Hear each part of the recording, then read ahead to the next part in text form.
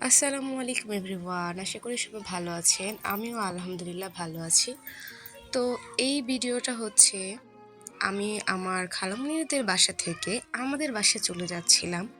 তো এই যাওয়াটা আসলে খুবই কষ্টের। যেহেতু আমরা ছোট থেকেই নানুর বাড়ির ফ্যামিলির সাথে যৌথ ফ্যামিলিতে বড় হয়েছি। তো সেইখান থেকে যে এখন অনেক দূরে থাকি, আ মাসে কিংবা বছরে ২-১ বার আসা হয়। তো এই বিদায়টা আসলে অনেক কষ্টের। তো আমি কোনোভাবেই মানাতে পারছিলাম না। খুবই কষ্ট লাগছিল আমার। তো তারপর আমার বড় খালা আমাদেরকে বড়ই কিনে দিয়েছিল। আমার ছোট বোন আবার বাসে উঠতে চায় না। বাট বাসে যেতে হবে। তো বড়ই কিনে দিয়েছে। আমরা বড়ইটা খাবো এখন। দেন একটা চকোলেট কিনেছিলাম ওর জন্য। ও আবার চকোলেট অনেক পছন্দ করে। তো তারপরে এই যে যাচ্ছিলাম আমরা। বাস অনেক দুর্বার গতিতে যাচ্ছিল। আমরা বিকেলে রওনা দিয়েছিলাম। তো আসলে আমার মনটা অনেক খারাপ ছিল। আমি আসলে চাচ্ছিলাম আরো কয়েকটা দিন থেকে যেতে। আমি তাদেরকে সবাইকে অনেক বেশি ভালোবাসি।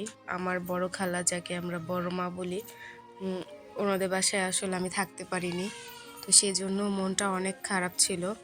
আর আমার ছোট খালা, তাকেও অনেক বেশি ভালোবাসি। সে খালা হলেও ফ্রেন্ডলি সম্পর্ক। তো আমরা সবাই একসাথেই থাকতাম। আমার বোনের জন্য হচ্ছে আমি একটা আমসত্ত্ব কিনে নিয়েছি।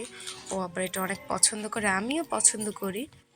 তো এই যে দেখছিলাম আমি যে কুয়াশা ভরা বিকেলে সূর্যাস্ত। তো আমার বড় খালা যাকে বড়মা বলি সে আবার একটা চানাচুর কিনে দিয়েছিল। তো আমরা ভাবলাম যে এটা একটু খাই।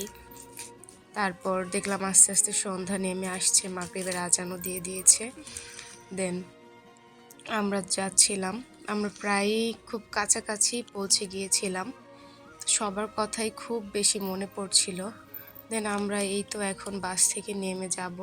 দেন নেমে আমার বোন বলছিল ফুচকা খাবো, দেন ফুচকা নিয়ে নিলাম।